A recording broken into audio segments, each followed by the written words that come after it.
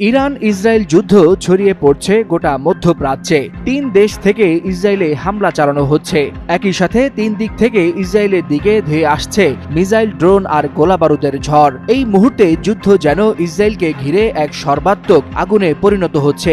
এতেই ভয় আর আতঙ্কে দিশেহারা অবস্থা তেল আবিবের। নেতানিয়াহু বাহিনীর বিরুদ্ধে ইরান ছাড়াও হামলা চালানো হয়েছে ইয়েমেন ও ফিলিস্তিনের গাজা থেকে। ইরানের বৃষ্টির মতো মিসাইল হামলার আতঙ্ক কাটতে না কাটতেই ইয়েমেনের বিদ্রোহীরা যুক্ত হয়েছে ইসরায়েলের বিরুদ্ধে সরাসরি হামলায়। সেই সঙ্গে গাজা উপত্যকাও চুপ করে বসে নেই। সেখান থেকেও একাধিক রকেট নিক্ষেপ করা হয়েছে ইসরায়েলের দক্ষিণাঞ্চলে।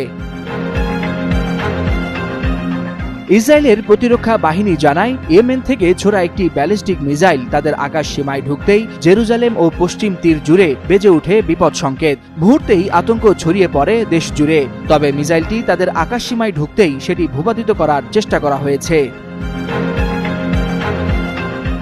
অন্যদিকে গাজা উপত্যকা থেকেও একযোগে বেশ কয়েকটি রকেট ছোড়া হয় ইসরায়েলের আশকেলন, সেদ্রত ও বেহেরশেবা অঞ্চলে। কয়েকটি রকেট ইসরায়েলের আয়রন ডোম প্রতিরক্ষা ব্যবস্থা ঠেকিয়ে দেয়। তবে দুটি রকেট আবাসিক এলাকায় আঘাত হানায় ৫ জন ইসরায়েলি আহত হয়েছে বলে জানা গেছে। তবে উত্তেজনার কেন্দ্রে এখনও রয়েছে ইরান। শুক্রবার ভোর রাতে দেশটিতে অপারেশন রাইজিং লায়ন নামে আকস্মিক সামরিক অভিযান চালায় ইসরায়েল। এই হামলার লক্ষ্যবস্তু ছিল তেহরানের সামরিক ঘাঁটি, পরমাণু স্থাপনা ও ক্ষেপণাস্ত্র কারখানা।